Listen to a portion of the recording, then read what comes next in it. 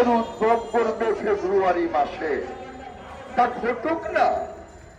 আমরা তো বিএনপির পক্ষ থেকে স্পষ্ট করে জানিয়ে দিয়েছি যে নতুন রাজনৈতিক দল যারা করতে চায়, একটা বা একাধিক, আমরা তাদেরকে স্বাগত জানাই, কিন্তু সরকারের পৃষ্ঠপোষকতায় আমরা অতীতে ফখরুদ্দিন মঈনুদ্দিনের সময় দেখেছি রাজনৈতিক দল করতে। তাদেরকে অনেকেই বলেছেন কিংস পার্টি। এখন কিন্তু সেই কিংস পার্টির অস্তিত্ব নেই।